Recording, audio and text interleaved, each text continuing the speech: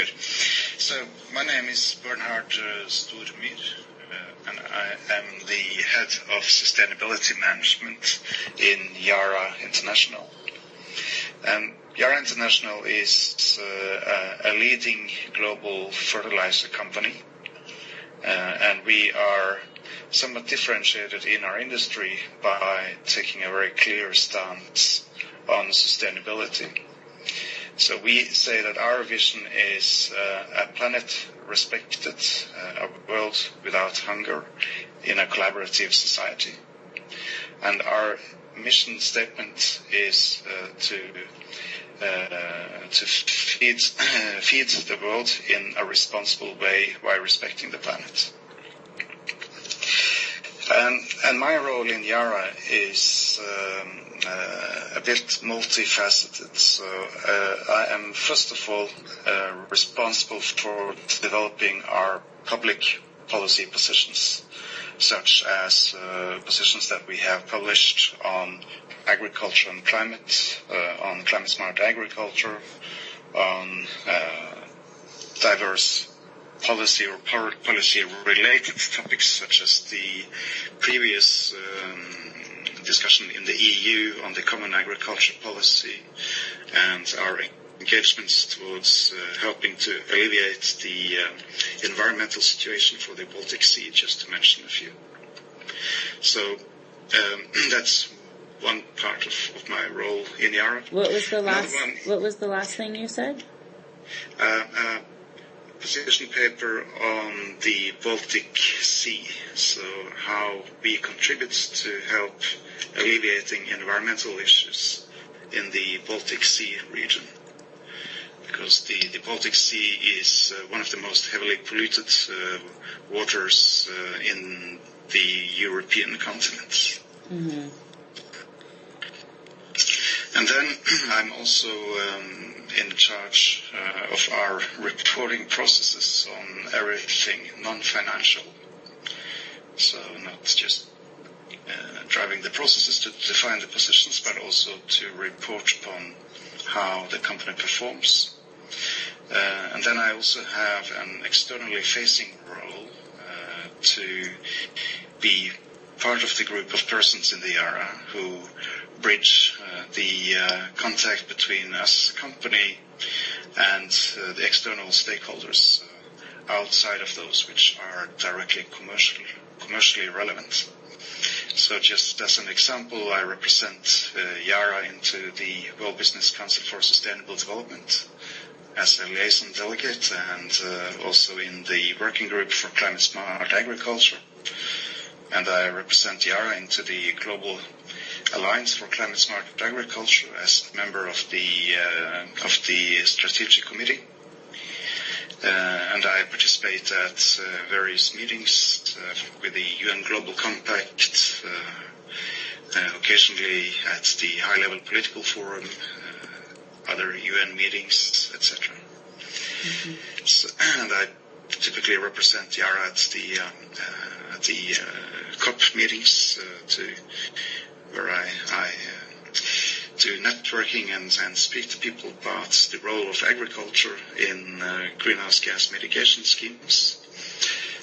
Though agriculture is still not formally part of the COP process, so this is more of a networking function than actually having any sort of a lobbying role to that end. Mm-hmm. So those are some of the main tasks and functions that I take care of in Yara. Okay.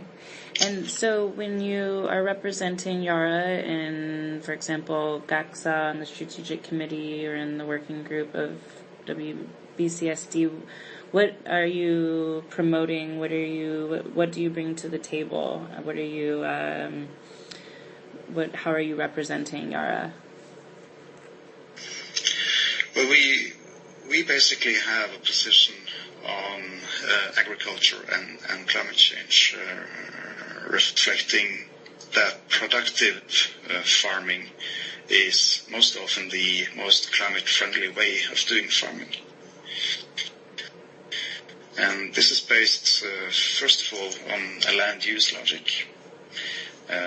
because if you shift to or stay with more extensive farming methods, you will need more land to produce the same amount of food. This was, for example, confirmed in a paper released from Stanford University back in 2010. And it was Bernie et al. who released this paper. I did an interview with Ms. Bernie a couple of years ago to also check with her if she had worked to continue improving the level of analysis and the status of her paper. So at the time she confirmed to me that although the level of precision could be improved, there was no fundamental new science that had debunked the original analysis. And the overall finding that she and her team made was that if the world was to grow as much food in 2005, but with a productivity level at the same level as 1961, in the early days of the Green Revolution, you would need an added area about the size of the entire Russian country. And the emissions from the land use change associated with such a huge expansion of agricultural land would lead to a net increase of about 590 gigatons of CO2 over the period. And that is, of course, a massively substantial figure. It equals more than 10 times the annual total global emissions these days. So it seems it seems clear that when you want to produce the food needed, but in a more climate-friendly way, you need to aim at doing this using the land available in as a productive way as possible.